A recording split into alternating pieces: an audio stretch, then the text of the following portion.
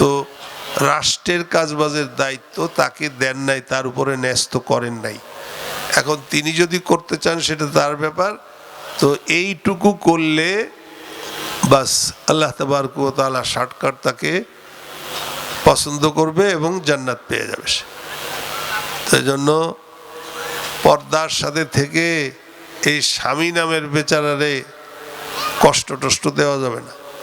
আর স্বামীকেও বলতেছি আপনিও স্ত্রীকে কষ্ট দেবেন না, মোহাব্বত করা শিখেন, না হলে ঘর নষ্ট হবে।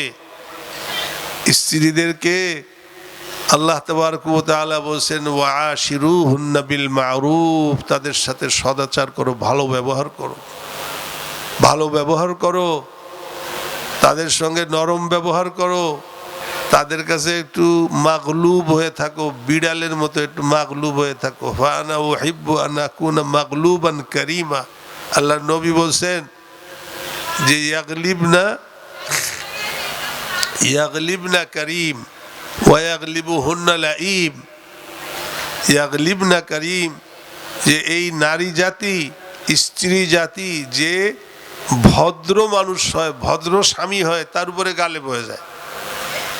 বাহাদুরি টাহাদুরি ওগুলো বাইরে দেখাইতে হবে, এখানে এসে তো একেবারে বোকা বনে যদি পারা যায় আস্তে আস্তে নাজায়েজ কিছু করা যাবে না। খুব মাগলুব হয়ে থাকতে হবে, হ্যাঁ জি জি, যদি মনে চায় একটু স্যার স্যারও কেন, ভারী খুশি হবে, জি স্যার জি স্যার। আজকাল তো মহিলাকে স্যার কইতে হয়, ম্যাডাম ট্যাডাম কওয়া যাবে না, স্যার।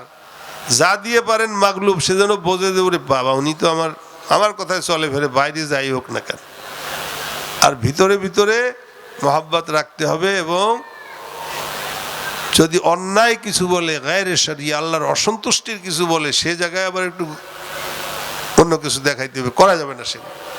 ইয়াগলিবনা কারীমান ওয়া ইয়াগলিবুহুন্না লাঈমুন। আর যে দেখছিস একেবারে সেই বাঘের মতো না, আল্লাহ নবী বলছেন না এ লাঈম, এ ভালো না, অভদ্র, এ ভালো না।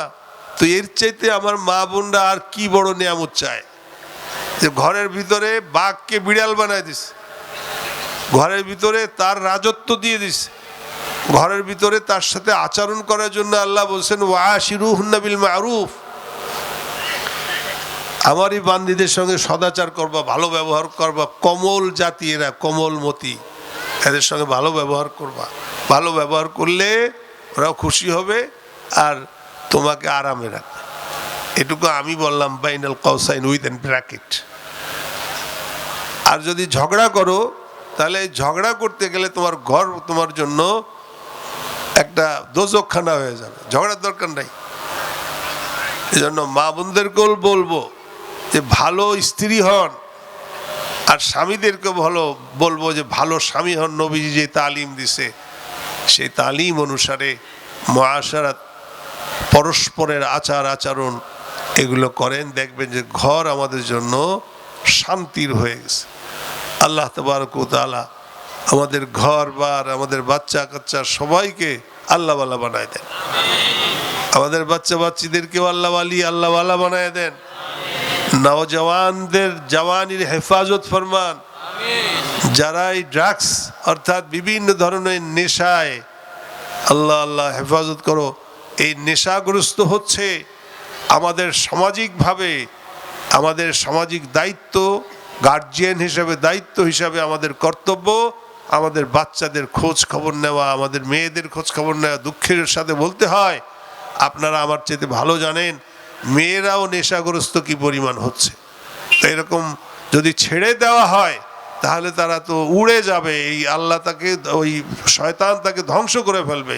এজন্য তার খোঁজ খবর নেওয়া, তার জন্য দোয়া করা, যেই সকল পরিবেশে গেলে সে খারাপ হবে সেই পরিবেশ থেকে তাদেরকে বিরত রাখা, ফিরিয়ে রাখা, এটা আমাদের গার্জিয়ান হিসাবে আমাদের দায়িত্ব।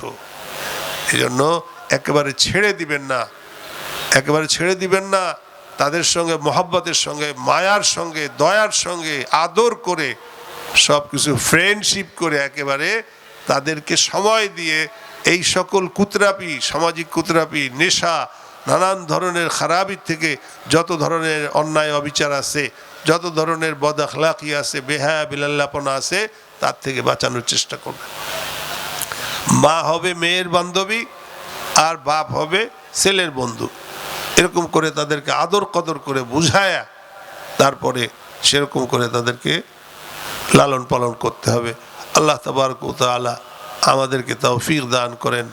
আমিন। ওয়া আখিরু দাওয়ানা আনিল হামদুলিল্লাহি রাব্বিল আলামিন ওয়া সাল্লাল্লাহু আলা নবিয়িল কারীম ওয়া আলা আলিহি ওয়া সাহবিহি আজমাইন।